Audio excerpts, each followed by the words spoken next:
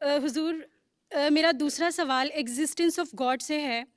حضور، جیسا کہ آفات آتی ہیں اور جنگیں ہوتی ہیں، اب مثال کے طور پر جو یوکرین میں ہی ہوئی، جس میں بہت سے معصوم لوگ مارے گئے، تو لوگوں نے یہ کہا کہ اب خدا کہاں ہے؟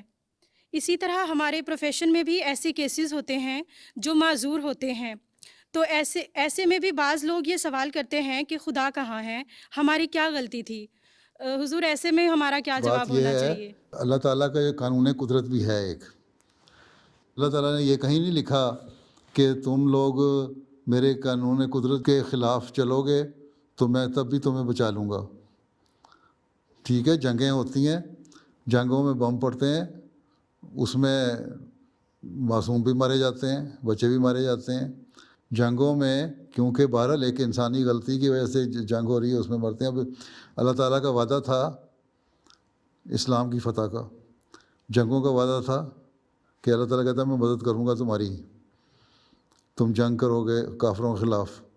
آن رسول سے وعدہ تھا نا، تو ہم مسلمان یہ مانتے ہیں نا کہ جنگیں ہوئیں اور مسلمان بھی شہید ہوئے۔ اللہ تعالیٰ نے یہ تو نہیں کہا تھا کہ کوئی شہید نہیں ہوگا۔ اللہ تعالیٰ نے فرمایا تھا جو شہید ہوگا اس کا مقام بڑا اونچا ہوگا، لیکن الٹیمیٹلی فتح تمہاری ہوگی، اور وہ ہوئی۔ اللہ تعالیٰ نے ایک وعدہ کیا تھا، وہ بھی پورا کر دیا۔ عمومی دنیا کے قانون میں ہم دیکھتے ہیں تو ایک چیز اللہ تعالیٰ نے کہا ہے کہ یہ تم کرو گے تو اس کا یہ نقصان ہوگا، اللہ تعالیٰ نے بتا دیا۔ اب وہ انسان کرے اور پھر کہے کہ میں نقصان سے بچ جاؤں، وہ نہیں ہو سکتا۔ باقی رہ گئی بات کہ بچے معذور پیدا ہوتے ہیں، وہ بھی انسانی کمزوریاں اور غلطیاں ہوتی ہیں جس کی وجہ سے بچے معذور پیدا ہوتے ہیں۔ یہ بھی ریسرچ کر کے دیکھ لیں۔ اس کے اوپر حضرت مسلم موعود کتاب جو ہے نا، 10 proof of existence of God یا ہستی باری تعالیٰ، وہ پڑھیں، اس میں آپ کو جواب تفصیلی بھی مل جائے گا۔ 2 کتابیں ہیں، ایک 10 دلائل ہستی باری تعالیٰ، ٹھیک ہے، وہ علیحدہ ہے، چھوٹی سی کتاب ہے 25-26 صفحے کی، اور ایک کتاب ہے ہستی باری تعالیٰ، ذرا تفصیلی ہے، 100 صفحے کے قریب۔ وہ دونوں پڑھیں، ان میں جواب بھی مل جاتے ہیں۔ اس میں آپ نے یہی بتایا ہوا ہے کہ جو معذور بچے پیدا ہوتے ہیں وہ کیوں ہوتے ہیں، سمجھ آئی؟ تفصیلی جواب کو مل جائے گا۔ اور وہ بھی انسانوں کی غلطیاں ہوتی ہیں، بعض ماں کی کمزوریاں ہوتی ہیں، باپ کی کمزوریاں ہوتی ہیں، اس کا قدرتی نتیجہ یہ نکلتا ہے۔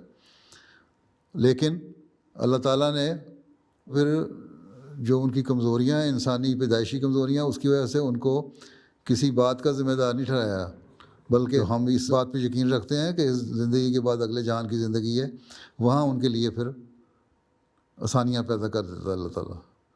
جبکہ جس کو صحت دیتا ہے اور پورے اعضاء سلامت رکھتا ہے، اس سے جو غلطیاں ہوتی ہیں اور ان کو وہ اللہ تعالیٰ کی حکم کے مطابق خرچ نہیں کرتا، تو پھر اس کو سزا ملتی ہے۔ لیکن دوسرے جو ہیں جو ان چیزوں سے محروم ہیں، ان کو سزا بھی نہیں ہے، ان کو اللہ تعالیٰ ریوارڈ دے دیتا ہے وہیں اگلے جہان میں۔ ہمارا تو تصور اگلے جہان کی زندگی کا ہے نا، تو وہ یہ تصور ہے۔ اس لیے بہرحال یہ دونوں کتابیں آپ پڑھ لیں، آپ کو اس کا تفصیلی جواب ملے گا۔